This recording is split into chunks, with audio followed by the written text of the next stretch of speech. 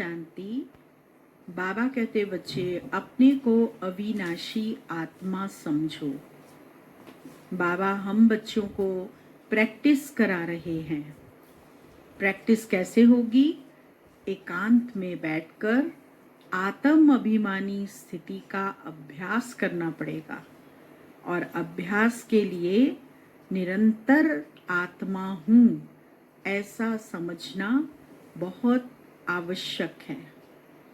22 तारीख की वाणी है। मीठे बच्चे एकांत में बैठ अपने से बातें करो। हम अविनाशी आत्मा हैं, बाप से सुनते हैं, यह प्रैक्टिस करो। प्रश्न है, जो बच्चे याद में अलबेले हैं उनके मुख से कौन से बोल निकलते हैं? कौन से बोल निकलते हैं? उत्तर, वह कहते हैं हम शिव बाबा के बच्चे हैं ही, याद में ही हैं। लेकिन बाबा कहते वह सब गपोड़े हैं, अलबेलापन है, इसमें तो पुरुषार्थ करना है। सवेरे उठ अपने को आत्मा समझ बैठ जाना है, रू रिहान करनी है। आत्मा ही बातचीत करती है।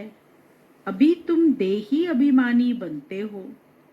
देही अभिमानी बच्चे ही याद का चार्ट रखेंगे, सिर्फ ज्ञान की लबार नहीं लगाएंगे। गीत बजा है, मुखड़ा देख ले प्राणी जरा दर्पण में। ओम शांति। रूहानी बच्चों को समझाया गया है कि प्राण आत्मा को कहा जाता है। अब बाप आत्माओं को समझाते हैं, यह गीत तो भक्ति मार्ग के हैं। यह तो सिर्फ इनका सार समझाया जाता है। अब तुम जब यहाँ बैठते हो तो अपने को क्या समझो?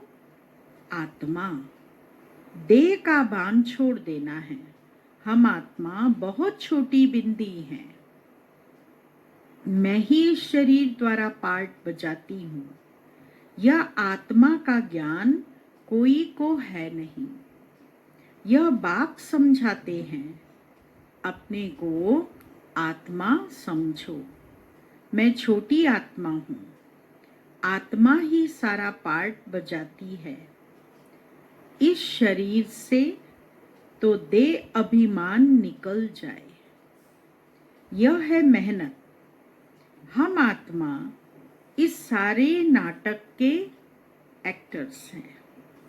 ऊंच ते ऊंच एक्टर है परम पिता परमात्मा। बुद्धि में रहता है, वह भी इतनी छोटी बिंदी है। उनकी महिमा कितनी भारी है।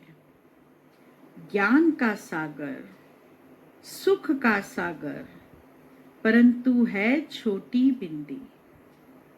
हम आत्मा भी छोटी बिंदी हैं। आत्मा को सिवाय दिव्य दृष्टि के देख नहीं सकते। यह नई नई बातें अभी तुम सुन रहे हो। दुनिया क्या जाने, तुम्हारे में भी थोड़े हैं जो यथार्थ रीति समझते हैं और बुद्धि में रहता है कि हम आत्मा छोटी बिंदी है। हमारा बाप इस ड्रामा में मुख्य एक्टर है। ऊंच ते ऊंच एक्टर बाप है। फिर फलाने फलाने आते हैं। तुम जानते हो बाप ज्ञान का सागर है, परंतु शरीर बिगड़ तो ज्ञान सुना न सके। शरीर द्वारा ही बोल सकते हैं। अशरीरी होने से ऑर्गन्स अलग हो जाते हैं। भक्ति मार्ग में तो देहधारियों का ही सिमरन करते। परम पिता परमात्मा के नाम रूप देश काल को ही नहीं जानते। बस कह देते परमात्मा नाम रूप से न्यारा है। बाप समझाते हैं ड्रामा अनुसार, तुम जो नंबर 1 सतो प्रधान थे, तुमको ही फिर सतो प्रधान बनना है। तमो प्रधान से सतो प्रधान बनने के लिए तुम्हें फिर यह अवस्था मजबूत रखनी है। कौन सी अवस्था मजबूत रखनी है? हम आत्मा हैं। आत्मा इस शरीर द्वारा बात करती है, उसमें ज्ञान है। यह ज्ञान और कोई की बुद्धि में नहीं है कि हमारी आत्मा में 84 जन्मों का पाठ अविनाशी नुंधा हुआ है। यह बहुत नई नई पॉइंट्स हैं।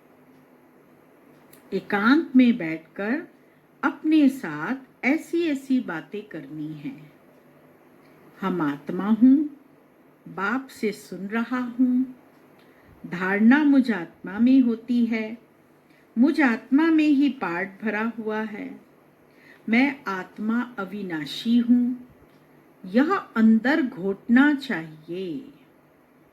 मैं आत्मा हूँ, आत्मा अविनाशी है, ज्योति बिंदु है, भ्रिकुटी के बीच में रहती है। इसको बार बार घोटना चाहिए। हमको तमो प्रधान से सतो प्रधान बनना है। देह अभिमानी मनुष्यों को आत्मा का भी ज्ञान नहीं है। कितनी बड़ी बड़ी किताबें अपने पास रखते हैं। अहंकार कितना है, यह है ही तमो प्रधान दुनिया। ऊंचते ऊंच आत्मा तो कोई भी है नहीं। तुम जानते हो कि अब हमें तमो प्रधान से सतो प्रधान बनने का पुरुषार्थ करना है। इस बात को अंदर में घोटना है। ज्ञान सुनाने वाले तो बहुत हैं, परंतु याद है नहीं। अंदर में वह अंतर्मुखता रहनी चाहिए। हमको बाप की याद से पतित से पावन बनना है। सिर्फ पंडित नहीं बनना, सिर्फ पंडित नहीं बनना है, परंतु पतित से पावन बाबा की याद से बनना है। इस पर एक पंडित का मिसाल भी है। पंडित की कहानी भी है, आप सबने भी सुनी होगी। बहुत पुरानी कहानी है कि पंडित जी जो है रोज यज्ञ करते थे, हवन करते थे। एक माता जो है नदी पार करके रोज उनके पास जाती थी। वहाँ पर वो हमेशा उस कहते थे, राम का नाम लेने से भव सागर को पार कर सकते हो। तो एक दिन माता को दूध निकलवाने में देरी हो गई। वो दूध लेकर जाती थी रोज, तो वहाँ पर देरी होने से उसकी नौका वाला जो था वो निकल गया, वो रह गई पीछे। अब उसने सोचा कैसे जाऊं, आज तो मैं रह गई, कथा मेरी वंचित रह गई। तो उसने क्या किया, राम से याद आई बात पंडित जी की कि राम का नाम लेने से भवसागर पार हो जाता है। तो उसने राम राम का नाम लिया और नदी पार करके आ गई। अब सत्संग पूरा हुआ जब, तो पंडित जी ने उसको पूछा तुम इतनी लेट कैसे हो गई? तो उसने अपनी कथा सुना दी। तो पंडित जी ने कहा फिर नदी को कैसे पार किया? तो बोली चलिए नदी दिखाती हूँ कैसे पार किया। तो वो पंडित को लेके नदी के पास गई और बोली पंडित जी आप भी चलो मेरे साथ। राम राम कहती गई और नदी के ऊपर चलती गई। तो पंडित जी को बुलाने लगी वो कि आओ आप भी पंडित जी। पंडित जी थोड़ा डरे घबराए और पानी में हाथ पैर डालें और ठंडा भी लगे और बाहर निकालने। फिर जब उसने बहुत फोर्स किया तो वो भी राम राम करके चलने लगे, तो नदी में डूब गए। तो कथनी और करनी में अंतर कितना है, इस बात को स्पष्ट किया है कि पंडित जी जो ज्ञान सुनाने वाले थे, इतने ऊंचे थे, लोग उनके इतने भक्त थे, उनका ही प्रैक्टिकल लाइफ नहीं था। इसीलिए बाबा कहते, माताओं को कहते राम राम कहने से पार हो जाएंगे। तो ऐसे लबाड़ी नहीं बनना है, ऐसे नहीं बनना कि कहो कुछ भी, लबाड़ी माफिक बातें करते रहो। ऐसे बहुत हैं, समझाते बहुत अच्छा है, परंतु योग है नहीं। सारा दिन दे अभिमान में रहते हैं। नहीं तो बाबा को चार्ट भेजना चाहिए। हम इस समय उठता हूँ, इतना याद करता हूँ, कुछ समाचार नहीं देते। ज्ञान की बहुत लबाड़ मारते हैं। लबाड़ माना गप मारते हैं। योग है नहीं। भल बड़ों बड़ों को ज्ञान देते हैं, परंतु योग में कच्चे हैं। सवेरे उठ बाप को याद करना है। बाबा आप कितने मोस्ट बिलवर्ड हो। कैसा यह विचित्र ड्रामा बना हुआ है। कोई भी यह राज नहीं जानते, न आत्मा को न परमात्मा को जानते हैं। इस समय मनुष्य जानवर से भी बदतर है। हम भी ऐसे थे।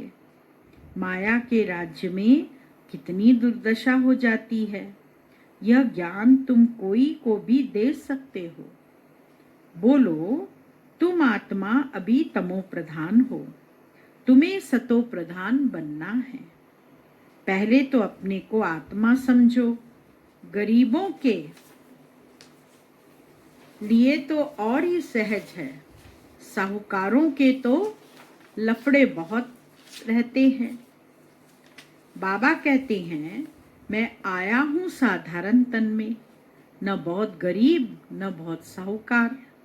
अभी तुम जानते हो, कल्प कल्प बाप आकर हमको यही शिक्षा देते हैं कि पावन कैसे बनो।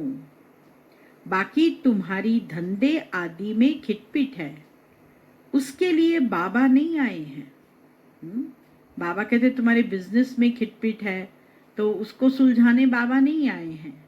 तुम तो बुलाते किस लिए हो कि हे पतित पावन आओ। तो बाबा पावन बनने की युक्ति बतलाते हैं।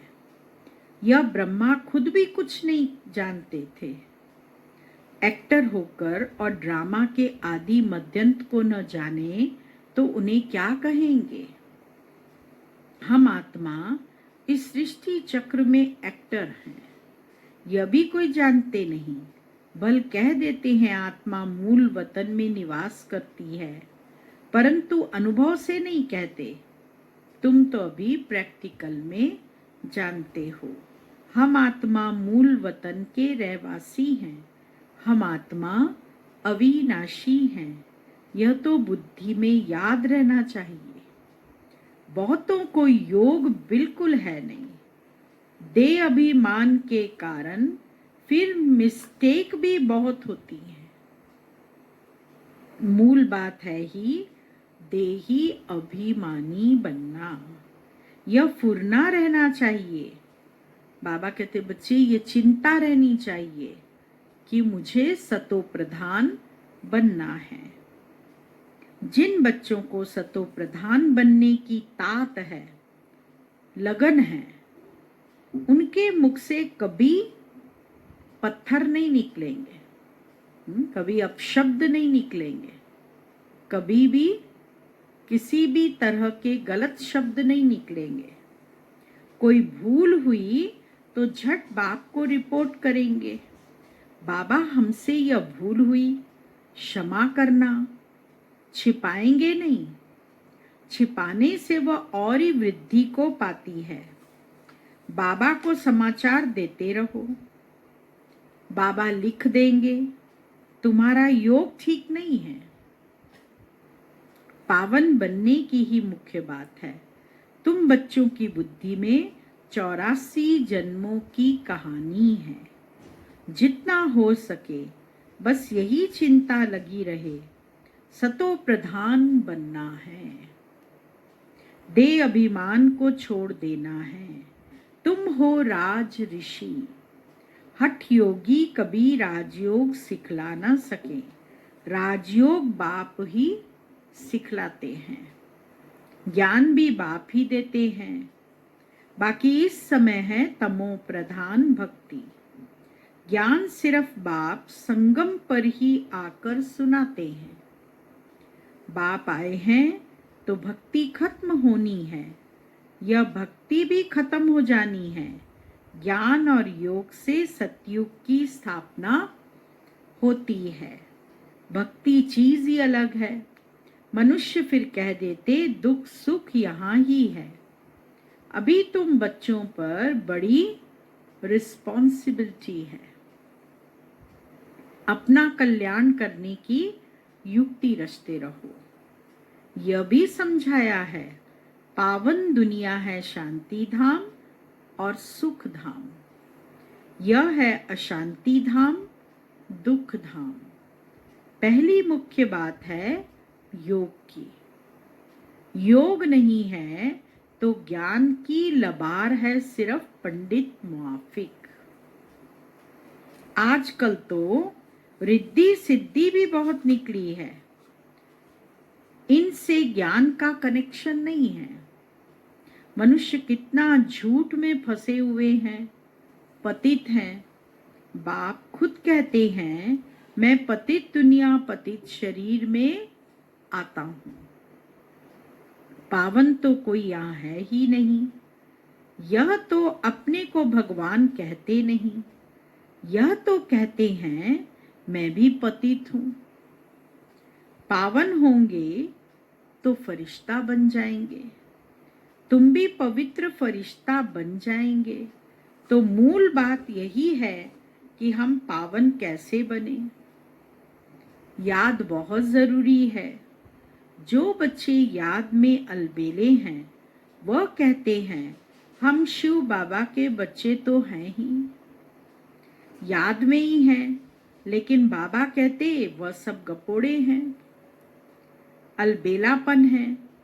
इसमें तो पुरुषार्थ करना है, सवेरे उठ अपने को आत्मा समझ बैठ जाना है, रूरिहान करनी है। आत्मा ही बातचीत करती है ना। अभी तुम देही अभिमानी बनते हो।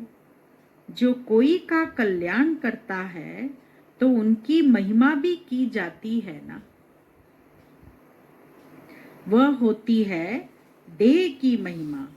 यह तो निराकार परम पिता परमात्मा की महिमा, इसको भी तुम समझते हो। यह सीढ़ी और कोई की बुद्धि में थोड़ी होगी। हम 84 जन्म कैसे लेते हैं, नीचे उतरते आते हैं। अब तो पाप का घड़ा भर गया है, वह साफ कैसे हो। इसीलिए बाबा को बुलाते हैं। तुम हो पांडव संप्रदाय, रिलीजियो भी पॉलिटिकल भी हो। बाबा सब रिलीजन की बात समझाते हैं, दूसरा कोई समझा न सके। बाकी वह धर्म स्थापन करने वाले क्या करते हैं, उनके पिछाड़ी तो औरों को भी नीचे आना पड़ता है। बाकी वह कोई मोक्ष थोड़ी देते। बाप ही पिछाड़ी में आकर सबको पवित्र बनाए वापस ले जाते हैं। इसीलिए उस एक के सिवाय और कोई की महिमा है नहीं। ब्रह्मा की व तुम्हारी कोई महिमा नहीं। बाबा न आता तो तुम भी क्या करते। अब बाप तुमको चढ़ती कला में ले जाते हैं, गाते भी हैं तेरे भाने सर्व का भला, परंतु अर्थ थोड़े ही समझते हैं। महिमा तो बहुत करते हैं। अब बाप ने समझाया है, अकाल तो आत्मा है, उनका यह तख्त है। आत्मा अविनाशी है, काल कभी खाता नहीं। आत्मा को एक शरीर छोड़ दूसरा पार्ट बजाना है। बाकी लेने के लिए कोई काल आता थोड़ी है। तुमको कोई के शरीर छोड़ने का दुख नहीं होता। शरीर छोड़कर दूसरा पार्ट बजाने गया, रोने की क्या दरकार है। हम आत्मा भाई भाई हैं, यह भी तुम अभी जानते हो। गाते हैं, आत्मा परमात्मा अलग रहे बहुकाल, सुंदर मेला जब लगा, जब सतगुरु मिला दलाल। बाप कहाँ आकर मिलते हैं, आत्मा और परमात्मा का मिलन कहाँ होता है? इस संगम युग पर। और संगम युग पर ही जब आत्माओं को परमात्मा मिलते हैं तो सुंदर मेला लगता है। अभी सुंदर मेला लगा है संगम युग पर। इसीलिए बाबा कहते, यह भी नहीं जानते अभी तुमको हर बात की समझानी मिलती है। कब से सुनते ही आते हो, कोई किताब आदि थोड़ी उठाते हैं, सिर्फ रेफर करते हैं समझाने के लिए। बाप सच्चा तो सच्ची रचना रचते हैं, सच बताते हैं, सच से जीत झूठ से हार। सच्चा बाप सचखंड की स्थापना करते हैं। रावण से तुमने बहुत हार खाई है, यह सब खेल बना हुआ है। अभी तुम जानते हो हमारा राज्य स्थापन हो रहा है, फिर यह सब होंगे नहीं, यह तो सब पीछे आए हैं। यह सृष्टि चक्र बुद्धि में रखना कितना सहज है। जो पुरुषार्थी बच्चे हैं वो इसमें खुश नहीं होंगे कि हम ज्ञान तो बहुत अच्छा सुनाते हैं, साथ में योग और मैनर्स भी धारण करने हैं। केवल ज्ञान ही नहीं सुनाना, ज्ञान तो बहुत सहज है, बच्चे को भी समझाओ तो वो भी सुना देगा। लेकिन बाबा ने कहा कि योग और साथ साथ व्यवहार, मैनर्स भी अच्छे होने चाहिए। तुम्हें बहुत बहुत मीठा बनना है, बहुत मीठा बनना है। बिल्कुल भी कड़वापन न हो, मुख से कड़वे बोल न निकले। कड़वी चीज तो वैसे ही अच्छी नहीं लगती है। मीठी चीज होगी तो सबकी दिल होगी कि इसको हम लें, इसको खाएं। इसी रीति से अगर कड़वे बोल होंगे कोई भी सुनना पसंद नहीं करेगा, और मीठे बोल होंगे तो सब सुनना पसंद करेंगे। इससे बाबा कहते बहुत बहुत मीठा बनना है, कोई को दुख नहीं देना है। किसी भी तरह का शब्द बोलकर किसी को दुख नहीं पहुंचाना है, प्यार से समझाना चाहिए। पवित्रता पर भी कितना हंगामा होता है, वह भी ड्रामा अनुसार होता है। यह बना बनाया ड्रामा है ना, ऐसे नहीं ड्रामा में होगा तो मिलेगा। नहीं, मेहनत करनी है, देवताओं मिसल दैवी गुण धारण करने हैं, लून पानी नहीं बनना है। देखना चाहिए हम उल्टी चलन चलकर बाप की इज्जत तो नहीं गंवाते हैं। बाबा की इज्जत नहीं गंवानी है हमको, इससे हमारी चलन भी अच्छी होनी चाहिए। कभी भी हमको कोई उल्टी चलन नहीं चलनी है। सतगुरु का निंदक ठौर न पाए। जो सतगुरु का निंदक है, अगर भगवान की निंदा कराएंगे तो किसी दुनिया के किसी भी कोने में रुकने की व्यवस्था नहीं मिलेगी, ठौर नहीं मिलेगी। यह तो सत बाप है, सत टीचर है। आत्मा को स्मृति रहती है। बाबा ज्ञान का सागर, सुख का सागर है। जरूर ज्ञान देकर गया हूं, तब तो गायन होता है। इनकी आत्मा में कोई ज्ञान था क्या? इनकी आत्मा में, किनकी आत्मा में? ब्रह्मा बाबा की। इनकी आत्मा में कोई ज्ञान था? आत्मा क्या, ड्रामा क्या, कोई भी नहीं जानते। जानना तो मनुष्यों को ही है ना। रुद्र यज्ञ रचते हैं तो आत्माओं की पूजा करते हैं। उनकी पूजा अच्छी व दैवी शरीरों की पूजा अच्छी। दोनों में से किसकी अच्छी? आत्माओं की पूजा करते उनकी पूजा अच्छी या दैवी शरीरों की पूजा अच्छी? क्योंकि यह शरीर तो 5 तत्वों का है। इसीलिए एक शिव बाबा की पूजा ही अव्यभिचारी पूजा है। अभी उस एक से ही सुनना है। इसीलिए कहा जाता है hear no evil, see no evil, talk no evil, do no evil, think no evil. ग्लानि की कोई बात न सुनो, मुझ एक से ही सुनो, यह है अविचारी ज्ञान। मुख्य बात है जब देह अभिमान टूटेगा तभी तुम शीतल बनेंगे। बाप की याद में रहेंगे तो मुख से भी उल्टा सुल्टा बोल नहीं बोलेंगे, कुदृष्टि नहीं जाएगी, देखते हुए जैसे देखेंगे नहीं। हमारा ज्ञान का तीसरा नेत्र खुला हुआ है। बाप ने आकर त्रिनेत्री त्रिकालदर्शी बनाया है। अब तुमको तीनों कालों तीनों लोकों का ज्ञान है।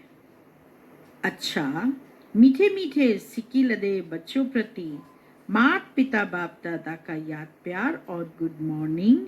रूहानी बाप की रूहानी बच्चों को नमस्ते और रूहानी बच्चों की रूहानी बाबा को याद प्यार गुड मॉर्निंग नमस्ते। ओम शांति।